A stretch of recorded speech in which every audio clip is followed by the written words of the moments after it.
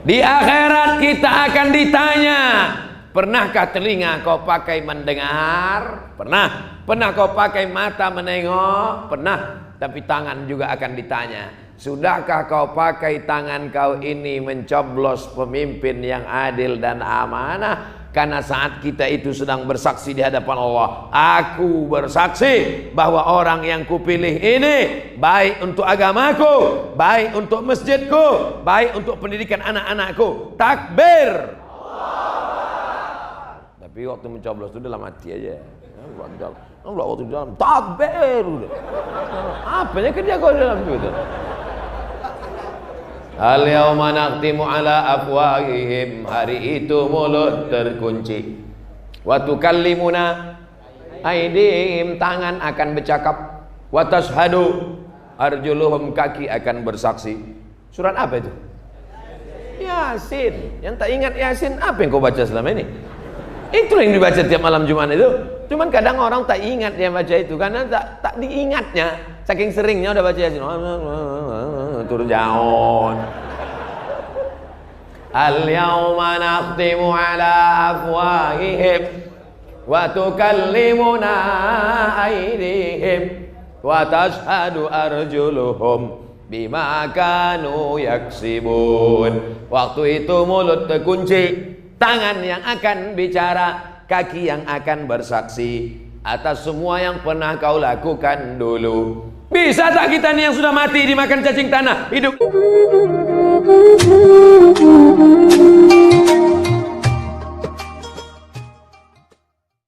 Ad-dunya bustan, dunia ini akan indah seperti taman. Zuyinat bi arba'ati asya, kalau dihiasi ada 4 hal. Kalau dunia ini dihiasi 4 hal, dunia akan indah seperti taman.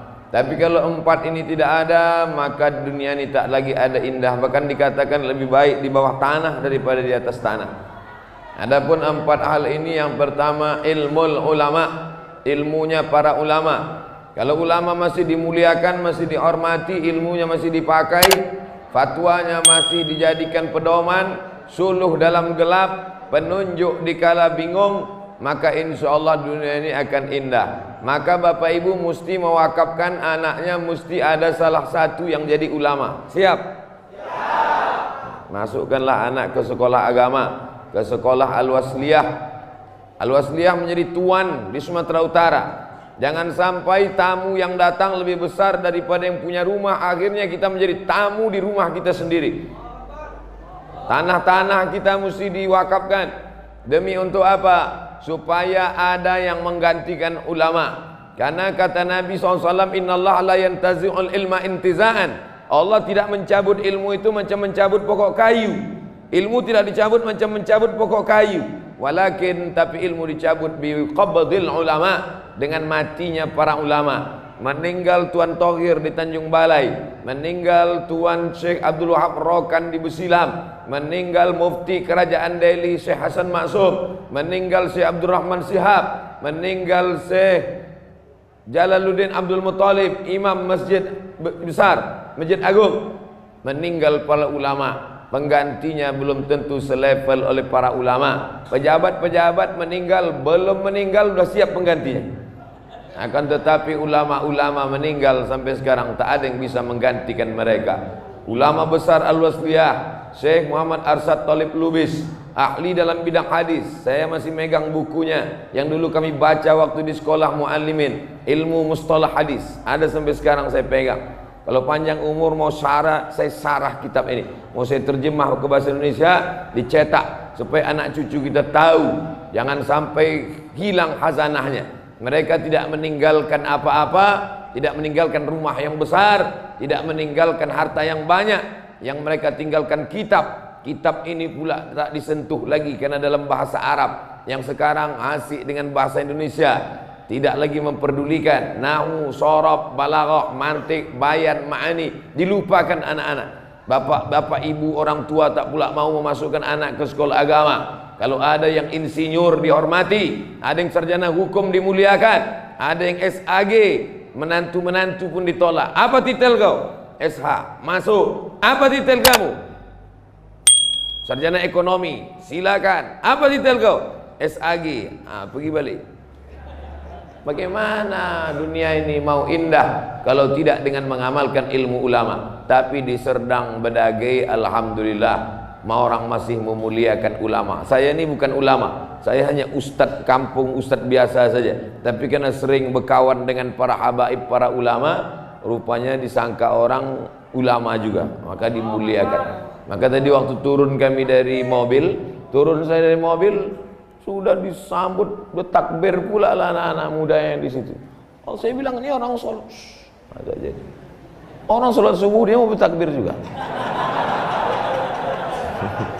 Kenapalah banyak yang tak sholat subuh tadi? Kenapa tak sholat subuh tadi? Padahal orang sholat subuh. Karena tak ada tempat Pak Ustadz. Maklum, mudah-mudahan masa akan datang masjid ini tambah besar insyaAllah. Yang belum sholat subuh tadi udah sholat subuh. Jangan ikut pengajian tapi tak sholat subuh. Pengajian itu wajib, tapi sholat subuh fardu. Apa beda fardu sama wajib? Fardu ayatnya nas, jelas. Kalau ada hukum diambil dari ayat tapi tidak disebutkan secara jelas, namanya wajib. Dalam mazhab Hanafi dibedakan itu. Oleh sebab itu maka kita mengaji. Tabligh akbar ini sebagiannya tidak mengaji. Karena tabligh akbar ini sifatnya himbauan, mengajak umat. Tapi yang betul-betul mengaji, duduk di pondok pesantren, di masjid, mereka lah ini yang memegang tiang gawang. Jangan sampai umat ini kebobolan. Jadi ustadz-ustadz ini macam pemain sepak bola juga. Kita sudah bagi-bagi tugas.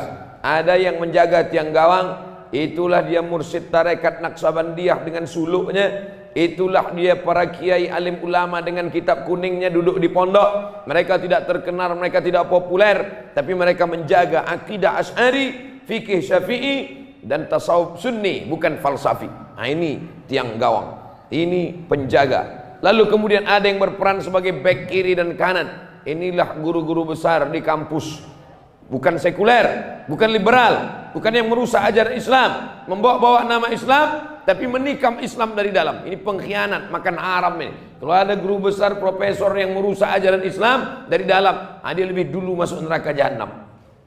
Tapi ada yang penyerang di depan, ini yang tampil di depan. Habis disobek orang tu balik. Apa yang dimuliakan Allah, memang kita tak bisa lagi tabligh akbar ni dalam masjid.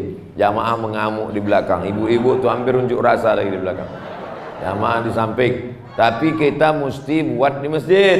Karena tadi malam sudah di tanah lapang. Kalau ada yang komplain, kenapa tak dibuat di luar? Kenapa tak dibuat di luar? Kapan lagi kita masuk masjid? Betul? Di stadion ramai, tanah lapang tadi malam ramai. Jadi kalau ada yang komplain, kenapa dibuat di masjid? Untuk membiasakan orang masuk masjid. Karena banyak orang sekarang takut ke masjid. Banyak orang takut ke masjid. Apa tepuk tangan ini, Bu? Tepuk tangan tuh kalau imam salah.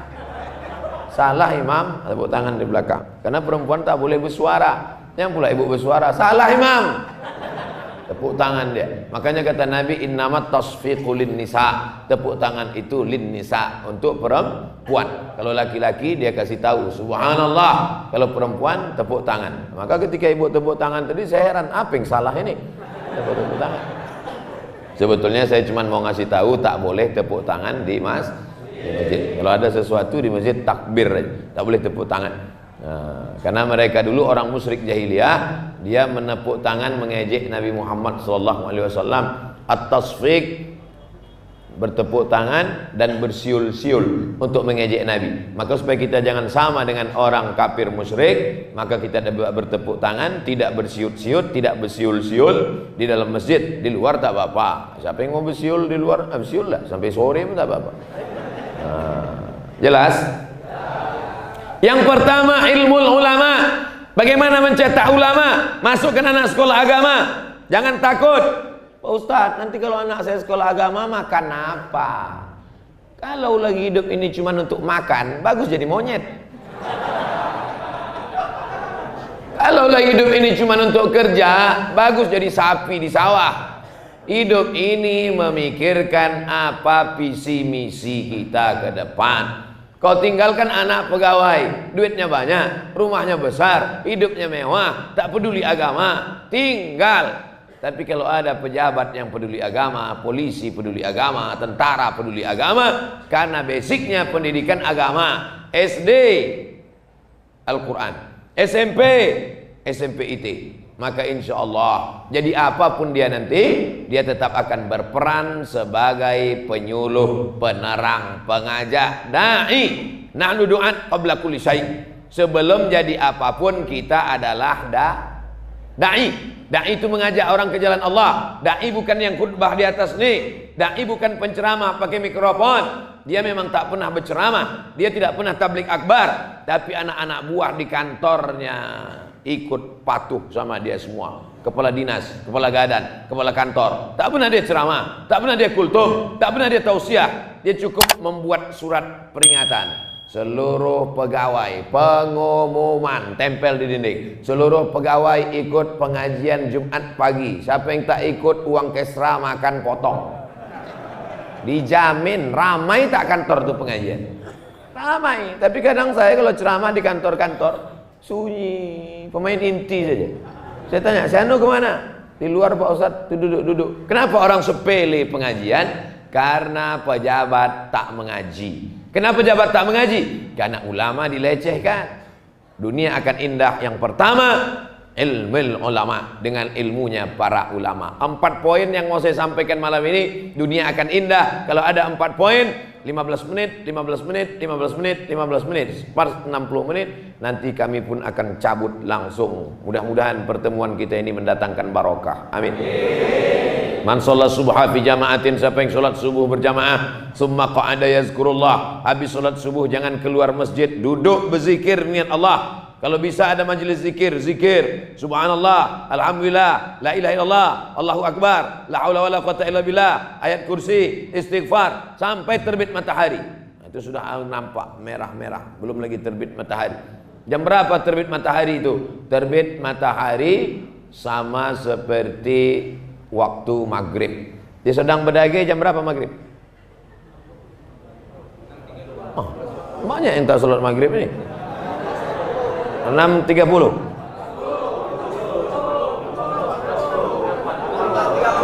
Karena masyarakat ikhtilaf, baliklah kita ke jam.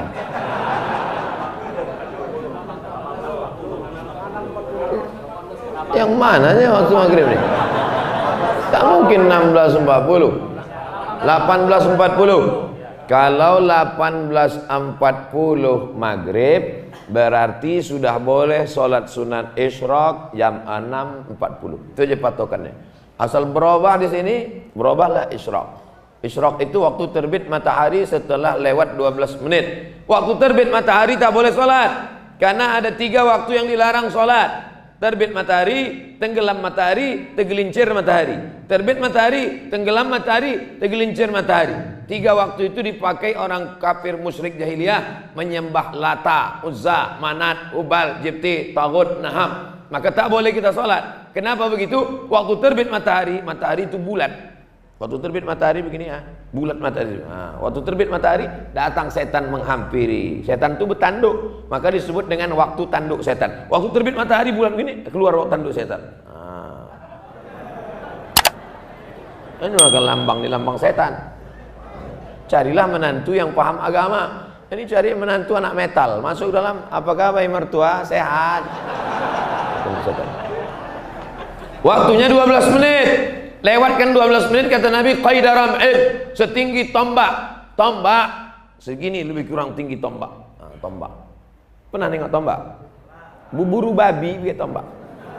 Ini tinggi tombak, dipukul jangan terlalu tinggi. Qaida ram'in, setinggi tombak. Maka setelah diukur, matahari naik dari atas tanah setinggi tombak 12 menit. Payah menghitung kira kapan, mudah saja. Kalau waktu maghrib 18.40, sholat sunat isyraq sudah boleh dilaksanakan jam 6.40. Artinya apa? Sholat subuh berjamaah, duduk sampai 6.40, sholat sunat isyraq 2 rakaat. Usolli sunnatal isyraq rakaat ini lillahi ta'ala. Senin, Selasa, Rabu, Kamis, Jumat tak bisa. Masuk kantor, sibuk, bisnis, usaha, toko, panen, ke sawah, ke kebun, ke laut. jam 6.40 hari libur, hari Ahad tetap bisa. Hari ini hari apa? Hari Ahad, hari libur. Apa tak bisa? Pak Ustadz, saya Senin, Selasa, Rabu, Kamis, Jumat sibuk. Hari Sabtu pula sibuk juga. Hari Ahad sibuk juga. Inilah manusia nih, sibuk mencari makan tapi tidak bisa makan. Aneh manusia nih, sibuk mencari makan tapi tak bisa makan. Duit banyak tapi tak bisa dinikmati. Semua makanan ada. Gulai kambing ada, asam pedas baung ada, ayam ada, kepiting ada, udang ada. Bisa kau makan udang? Kolesterol. Bisa kau minum teh manis? Diabetes. Nasi pun tak bisa dimakan lagi, karena nasi sudah mengandung gula, bersemut. Akhirnya apa lagi yang bisa dinikmati hidup? Kenikmatan hidup adalah ketika berzikir di dalam masjid. Duduk, Allah membagi rezeki. Habis sholat subuh menjelang matahari terbit, disitulah rezeki itu dibagi-bagikan Allah. Duduk, ini di situ Allah bagi rezeki, di situ pula dia absen. Makanya orang tua-tua kita dulu mengatakan jangan sampai rezeki dipatok ayam. Orang sekarang udah dipatok ayam, diterkam musang, diambil kucing lagi. Apapun tak dapat dia. Oleh sebab itu maka usahakan dari habis sholat subuh sampai jam 6.40 duduk berzikir. Ada ustaz, buat pengajian. Tak ada ustaz, baca Quran, berzikir, subhanallah, alhamdulillah. Mengantuk kali Pak Ustaz, duduk aja sampai telungkup, batal wudu. Karena kalau telungkup keluar angin dari belakang. Oleh sebab itu maka duduk berzikir dengan Allah hatta tatul ansam, sampai terbit matahari. Saya suka menengok kaligrafi di masjid kita ini karena ada terjemahnya. Ala bizikrillahi tatmainnul qulub. Ingatlah hanya dengan Allah hati menjadi tentram. Ada semua ayat-ayat, ada terjemahnya. Kadang di masjid-masjid lain banyak juga ayat tak ada terjemahnya. Semua jamaah memuji. Cantik kaligrafi ini Pak Ustaz, mantap. Apa isinya? Entah. Ditulis Abu Bakar, Ali langsung. Abu Bakar, Umar, Utsman, Ali. Kenapa ditulis Abu Bakar, Umar, Utsman, Ali? Untuk membedakan dengan masjid Syiah. Syiah tak mau menulis Abu Bakar sama Umar. Syiah tak mau menulis Abu Bakar, Umar, Utsman, langsung ke Ali saja. Itulah maka mengapa ditulis. Mana tahu nanti anak nanya, ya. Kenapa ditulis Abu Bakar ya? Usah kau tanya dari dulu dah gitu dah.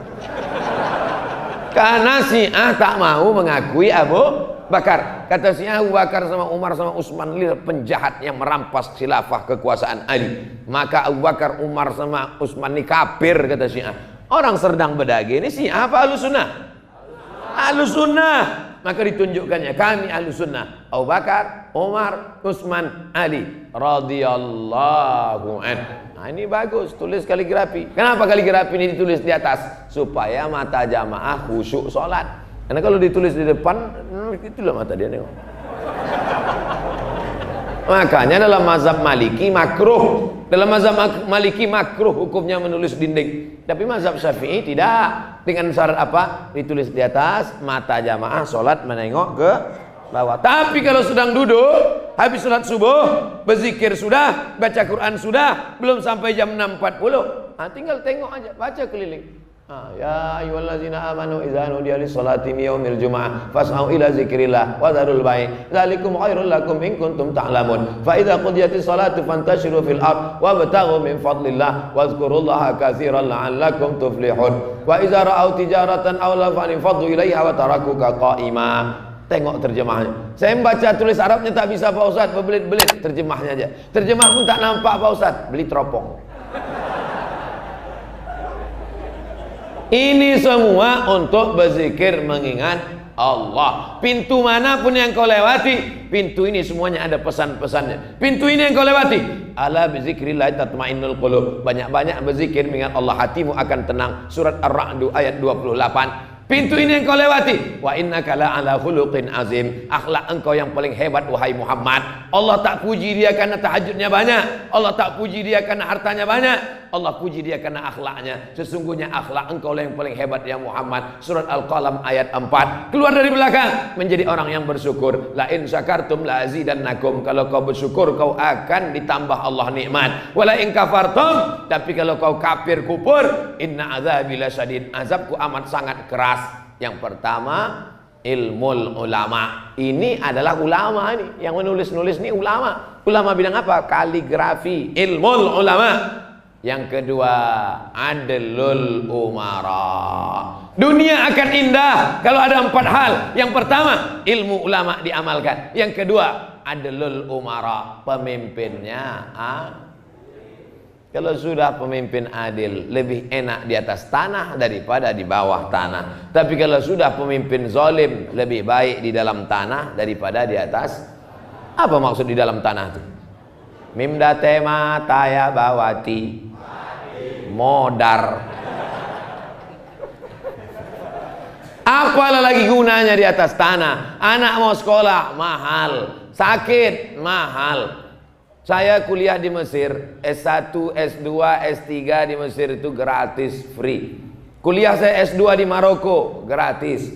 Kuliah saya S3 di Sudan, bayar. Ada yang gratis. Program 5.000 doktor. Ikutlah saya mendaftar program 5.000 doktor. 3 tahun berturut-turut mendaftar, tak dapat beasiswa. Putus asakah kita dari rahmat Allah? Tidak. Pas saya masuk ke airport, ruang VVIP, very very important person. Masuk saya ke dalam, pas keluar dari WC, datang bapak-bapak. Ustaz Somad ya, kata dia. Tak yakin pula dia saya Ustaz Somad. Ya ambilnya kartu namanya, kasihnya namanya. Ini nomor saya, tolong telepon saya. Ustadz wajib S3, semua biaya saya tanggung. Nih dia. Sampai sekarang tak saya telepon. Karena saya tak mau termakan budi. Tapi ini orang baik luar biasa. Ustadz S1, Ustadz pergi S3, dari mulai pendaftaran, tiket pesawat, semuanya saya tanggung. Hubungin kartu saya. Nomornya pun tak saya simpan, tak kemana udah. Tapi orang ini baik luar biasa. Rupanya Allah sampaikan niat baik dia. Belajar saya. Selesai juga. Tak saya jatuh miskin gara-gara kuliah membayar.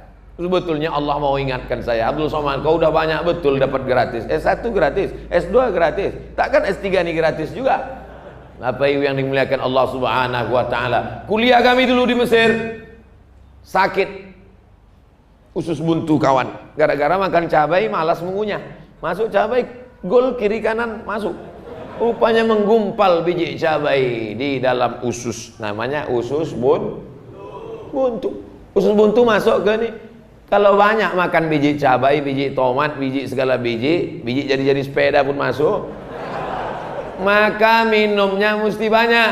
Kalau banyak minum, air masuk ke situ, dihembus air itu naik ke atas, keluar lagi biji itu. Sudahlah mengunyah malas, bijinya masuk ke dalam, membusuk. Akhirnya busuk di dalam, kalau sampai pecah, bam, mati. Kata dokter mesti dipotong. Takutlah mahasiswa Indonesia ini dipotong usus buntu di Mesir karena biaya mahal, duit tak ada, krisis moneter 97 98, $1 $20.000, tak ada duit. Akhirnya pas mau diperiksa, apa kata rumah sakit di Mesir? Gratis karena membawa kartu Universitas Al-Azhar. Mesir itu bukan kaya. Mesir tak kaya macam Saudi Arabia minyaknya banyak. Mesir bukan kaya macam Uni Emirat Arab. Mesir sama macam kita, susah. Tapi kenapa bisa sekolah gratis, pendidikan gratis? Maka kita berharap diberikan Allah lah kita bupati, gubernur yang adil dan amanah insya Allah. Bisa apa tidak dibuatkan sekolahan agama ini gratis? Semua anak-anak MDA tak sanggup S2, S3 gratis, MDA aja dulu. Semua anak MDA gratis, gurunya digaji dari APBD. Setuju apa tak setuju? Seluruh guru-guru MDA di kabupaten ini digaji dari APBD, gaji APBD. Setuju apa tak setuju? Setuju. 3 bulan sesudah itu bupati masuk penjara, tangkap KPK. Kalian pikir enak dana hibah nih sekarang? Berapa banyak kepala daerah ditangkap gara-gara dana hibah, dana hibah, dana hibah untuk guru, dana hibah untuk guru mengaji, untuk penggali kubur, ditangkap. Maka mesti ada payung hukum, bukan tenda. Payung hukum. Siapa yang membuat payung hukumnya? DPR. Siapa yang memilih DPR? Rakyat. Pilihlah DPR yang peduli kepada guru mengaji. Ini kadang masyarakat ini tak peduli. Yang dipilihnya siapa yang ngasih duit, itu dipilihnya. Tadi awal ya udah ngasih duit, apalagi di tengah jalan, apalagi di ujung jalan, hancur dunia. Tapi kalau dapat adilul umara, pemimpin yang adil, DPR yang adil, wakil legislatif yang adil dan amanah, pemimpin yang adil dan amanah, maka selamatlah anak cucu kita. Dengan apa? Dengan pendidikan agama. Ujung tombak pendidikan agama MDA. Sebodoh-bodohnya orang sedang berdagai, tidak akan ada buta huruf Al-Quran, karena dibuatkan peraturan daerah yang tidak punya ijazah MDA tidak boleh menyambung ke SMP. Bagus atau tak bagus? Semua anak-anak tidak boleh masuk SMP sebelum ada ijazah MDA. Semua anak muda, anak lajang tidak boleh menikah sebelum ada ijazah MDA. Pak, saya mau nikah. Mana KTP kau? Nih, mana akte kelahiran? Nih, mana ijazah MDA? Belum ada, Pak. Masuk sekolah MDA kau dulu. Mau ibu dapat laki tak pandai mengaji? Tidak katanya. Yang bilang tidak itu anak gadis saja, Bu. Menyelamatkan anak-anak kita tidak lain tidak bukan dengan adilul umara. Pemimpin yang adil bukan cuma memikirkan bagaimana masjid bagus, bagaimana jalan bagus, bagaimana sekolah bagus, tapi juga memikirkan siapa yang akan mengisinya. Yang mengisinya adalah anak-anak kita. Maka inilah yang pentingnya. Alhamdulillah, kalau sudah pemimpin mau sholat subuh berjamaah, insya Allah adil dan amanahlah negeri Serdang Bedagai ini, insya Allah. Amin. Bapak Ibu yang dimuliakan Allah, kalau sholat subuh sudah seperti sholat Jumat, insya Allah tak lama lagi Palestina akan merdeka. Takbir. Ini bukan sholat Jumat kalau begini, ini sholat Idul Fitri ini. Sampai supir-supir truk, supir-supir bus macet pagi nih. Apa nama daerah kita nih? Paya Pasir. Masya Allah. Semua nanti orang dia bercerita, payah macet tadi di Paya Pasir. Ada apa? Entah tak apa kerja orang tu di masjid gitu. Supir-supir truk tua menengok semua ke dalam kemari. Ini pelajaran, ini syiar supaya mereka tahu begitu di Paya Pasir. Aku kemarin lewat di Paya Pasir, orang sholat subuh berjamaah seumur hidupku, kata supir-supir truk itu. Baru itulah nengok orang sholat subuh seramai itu. Sampai kami jalan, terbuka pintu hatinya untuk sholat subuh berjamaah. Aku pun jadi ingat pula, aku asik di menyupir aja, nanti lama-lama aku mati, siapa yang mendoakan aku? Terbuka pintu hatinya, sholat subuh dia. Tak perlu berceramah, tapi cukup dengan action lebih baik daripada orang mari sholat subuh, mari sholat subuh. Rupanya tak pernah sholat subuh ke masjid. Mana yang lebih bagus, cakap atau action? Action, nih langsung. Cuman maunya tadi tetap ada baleho tuh, ini balehonya hilang pula.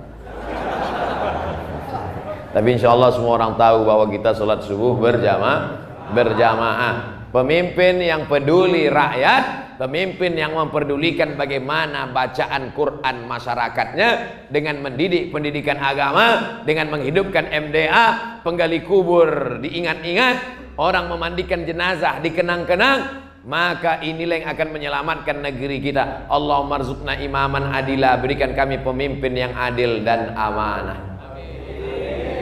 Di akhirat kita akan ditanya, pernahkah telinga kau pakai mendengar? Pernah. Pernah kau pakai mata menengok? Pernah. Tapi tangan juga akan ditanya, sudahkah kau pakai tangan kau ini mencoblos pemimpin yang adil dan amanah? Karena saat kita itu sedang bersaksi di hadapan Allah, aku bersaksi bahwa orang yang kupilih ini baik untuk agamaku, baik untuk masjidku, baik untuk pendidikan anak-anakku. Takbir. Tapi Tapi waktu mencoblos itu dalam hati aja. Allah waktu di dalam takbir. Apanya kerja kau di dalam itu? Al yauma naqtimu ala afwahihim, hari itu mulut terkunci. Wa tukallimuna aydihim, tangan akan bercakap. Wa tashhadu arjuluhum, kaki akan bersaksi. Surat apa itu? Yasin. Yang tak ingat Yasin, apa yang kau baca selama ini? Itu yang dibaca tiap malam Jumat itu. Cuman kadang orang tak ingat dia baca itu karena tak diingatnya. Saking seringnya udah baca Yasin. Turjaun. Al-yawma nakhtimu ala afwahihim wa tukallimuna aydihim wa tashhadu arjuluhum bima kanu yaksibun. Waktu itu mulut terkunci, tangan yang akan bicara, kaki yang akan bersaksi atas semua yang pernah kau lakukan dulu. Bisa tak kita nih yang sudah mati dimakan cacing tanah hidup lagi? Innama amruhu iza arada syai'an ayyaqula lahu kun fayakun. Waktu membaca kun fayakun di surat Yasin itu pernah tak kita ingat mati kun fayakun? Banyak juga orang baca Yasin ini pas kun fayakun bukan dia ingat mati, menengok gulai. Innama kun fayakun. Mana bubur kacang hijau belum datang juga. Jangan lupa subscribe, like, and share.